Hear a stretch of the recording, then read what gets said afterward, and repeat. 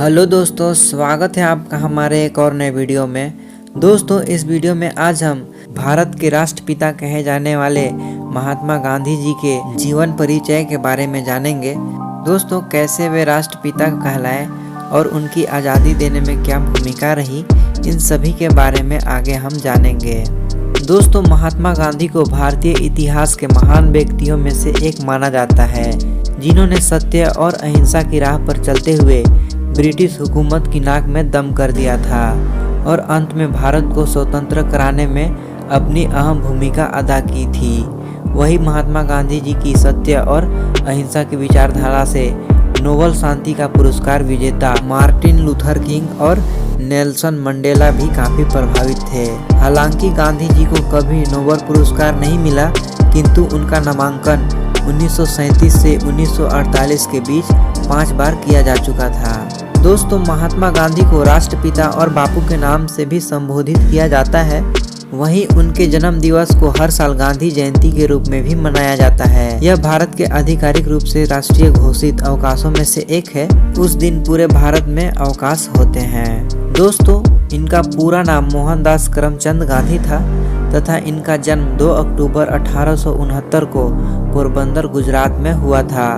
दोस्तों, पेशे से ये राजनेता, वकील और कार्यकर्ता और महान विचारधारक और लेखक थे। इनके पिता का नाम करमचंद गांधी था। इनकी माता का नाम श्रीमती पुतलीबाई थी। दोस्तों, इनकी एक धर्मपत्नी थी जिनका नाम कस्तूरबा गांधी था। इनके 4 संतान थे, हरिलाल, मणिलाल, रामदास और देवदास। दोस्तों, इनका मृत्यु 30 जनवरी 1948 को आज़ादी के तुरंत बाद ही हो गई थी।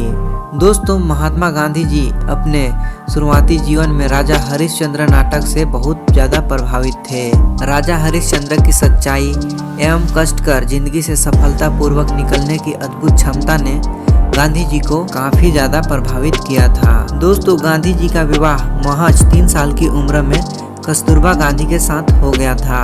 कस्तूरबा गांधी के पिता गोकुलदास माखन एक धनी व्यवसायी थे। कस्तूरबा गांधी से शादी से पहले तक अनपढ़ ही थी। विवाह के बाद गांधी जी ने अपने पत्नी को पढ़ना लिखना सिखाया था। दोस्तों, गांधी जी का प्रारंभिक शिक्षा पोरबंदर, गुजरात में हुई थी।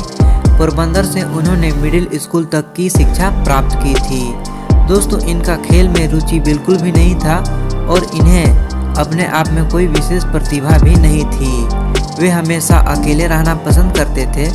वर्ष 1887 में राजकोट हाई स्कूल से 10वीं की परीक्षा पास करने के बाद उन्होंने भावनगर में सामलदास महाविद्यालय में प्रवेश लिया। गांधी जी ने अपने बड़े भाई लक्ष्मीदास के बहुत ही करीब थे।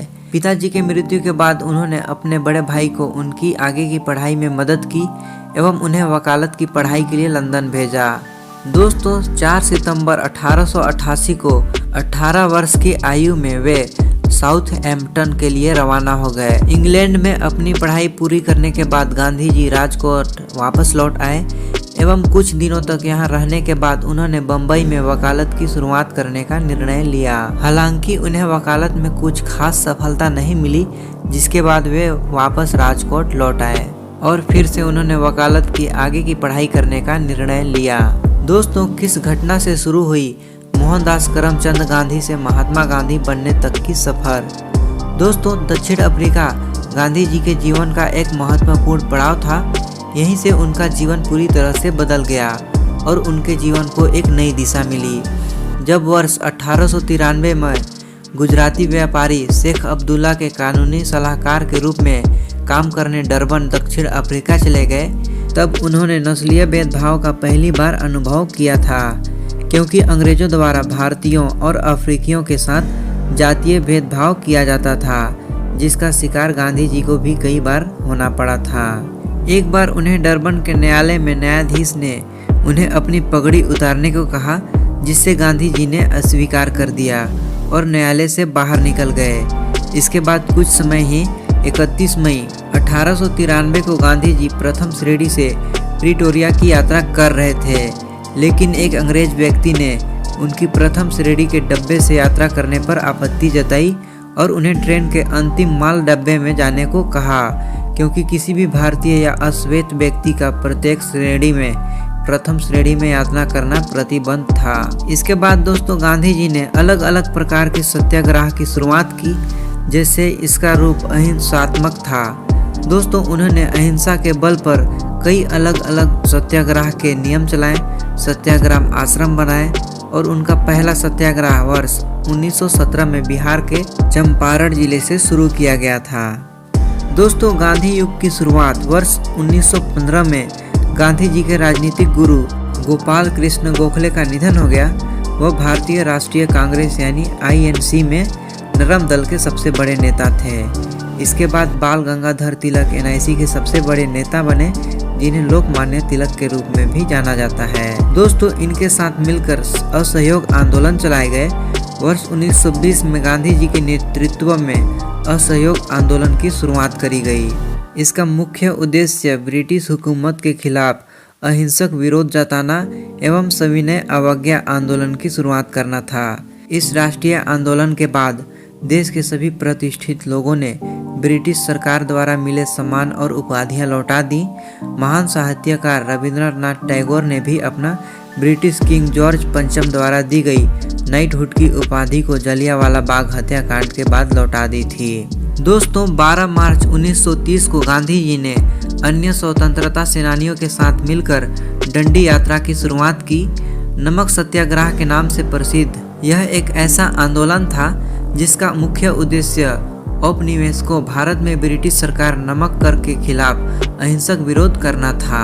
गांधी जी ने साबरमती से अरब सागर तक 28 अनुयायियों के साथ 241 मील की यात्रा की और नमक न बनाने वाले ब्रिटिश कानून तोड़ दिए। इसके कुछ समय बाद ही गांधी जी को गिरफ्तार कर लिया गया और प्रमुख क्रांतिकारी नेताओं को जेल में डाल दिया गया।